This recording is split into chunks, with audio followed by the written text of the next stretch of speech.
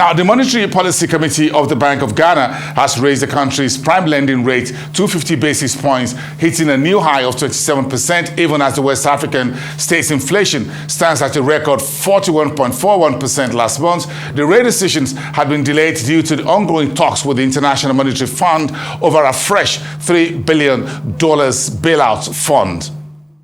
Let's shift gear and talk about Nigeria's Ministry of Environment, which says it is ready to partner with other key agencies such as the Debt Management Office, the Securities and Exchange Commission, and the Nigerian Exchange to further increase the supply of green, social, and sustainable bonds in the local market. And that was according to Dr. Inyobong Abiola, who is an official of the Ministry of Environment and speaking at the last week's one-day workshop organized by the Nigerian Exchange and the International Finance Corporation. It's very timely that this meeting is taking place, coming in fresh from the Conference of Parties that has just ended in Sharm el-Sheikh, Egypt, COP27. I'm very delighted to be part of this gathering. Your workshop on green, social and sustainable bond aimed at discussing climate investment actions for climate change in Nigeria. Esteemed participants, we're very informed that Nigeria is a party to the United Nations Framework on Climate Change and other treaties aimed at stabilizing green gases, emissions, and has participated actively in past Conference of Parties and very recently, the COP27 that I mentioned just ended in Egypt.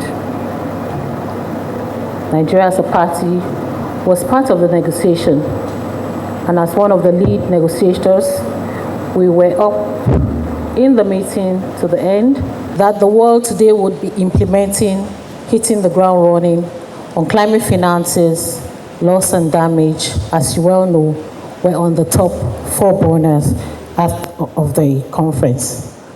Well, having had that done, and the world is waiting for the implementation of the decisions that were taken at that conference, there's a search for solutions for its implementation.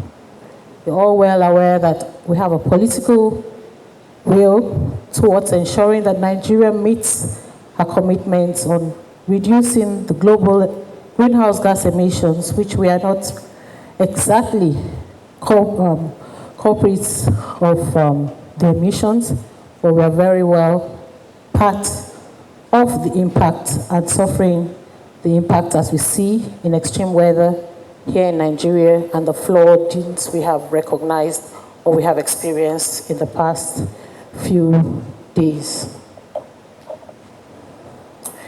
Like I mentioned, our President, Muhammadu Buhari, committed Nigeria to a net zero emission by the year 2060. In Nigeria's revised NDC, we made a commitment of reducing greenhouse gases by 47% with support conditionally. The NDC already has been updated with additional sectors, the waste and the water sector bringing to 7 from 5, which was initially in the NDC. Of course, to meet all of these commitments, finance is required. And we saw, as we already witnessed at the negotiations that just ended, there was a huge issue. Developing countries had a hard time committing to finances.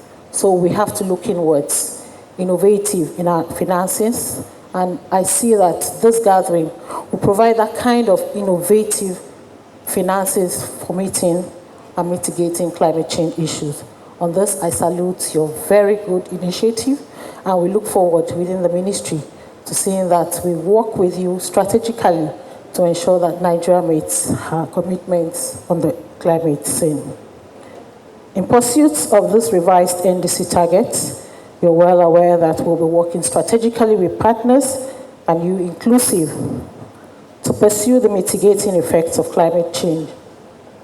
And on this note, we are currently preparing for the 3rd issuance of our green bonds.